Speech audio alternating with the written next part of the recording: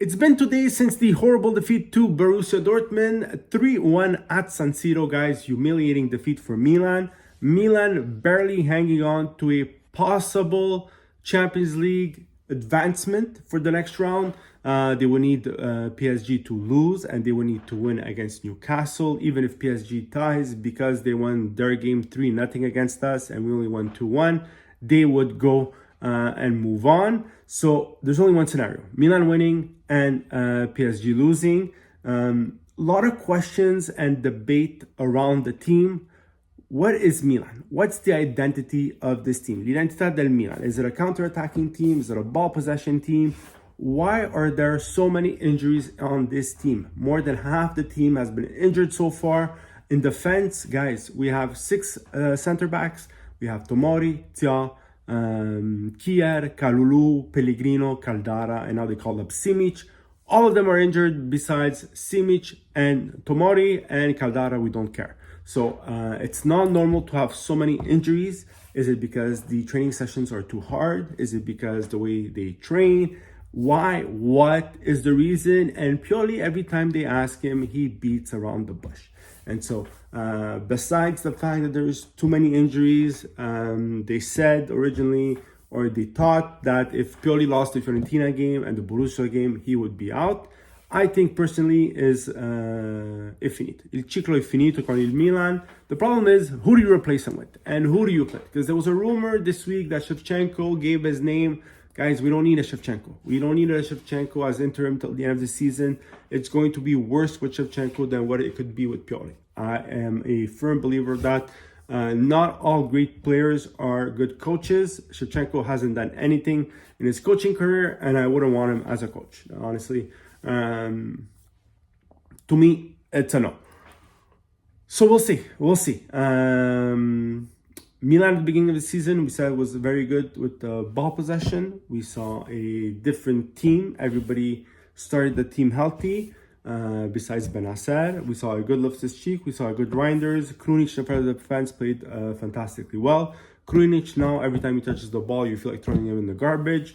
What is happening with the French connection? Even Magnan, the last couple of games, guys, hasn't been fantastic. Like, I know we can't criticize Mike Magnan, but he had a blunder on the third goal for Borussia Dortmund, because he actually makes the save, but it touches the hand, it goes in. And the game against Fiorentina, he came out a few times missing completely the ball out of nowhere. It was in no man's land. We said it in that video. We can't criticize Magnan, but we can actually say that the French connection right now not working so hard. Theo is not really working. Magnan is not really working. Giroud missed that goal against Borussia Dortmund. Got that stupid red card that has seen him banned for 2 games. Not the best moment.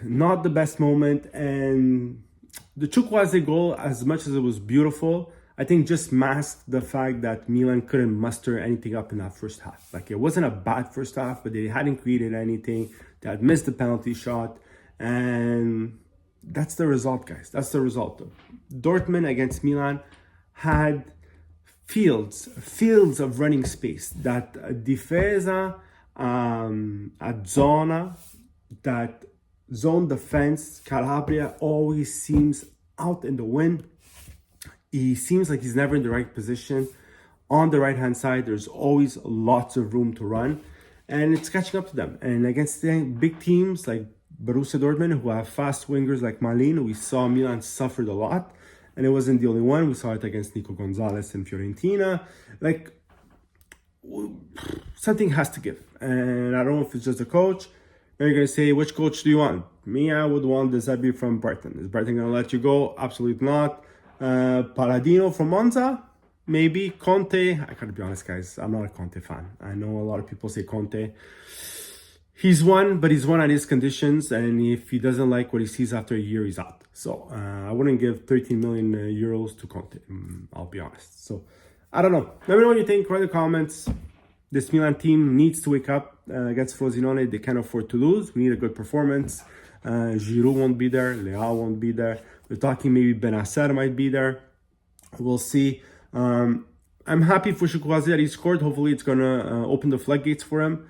But up front, guys, we need something else. We need something else. We knew that we needed a striker. They tried for Taremi, they couldn't get him. They fell back on Jovic. I was hoping Jovic would find enthusiasm and some sense of purpose with this Milan team, but it's like playing with a man down every time he's on the pitch. So, I don't know. Let me know what you think in the comments. Like and subscribe.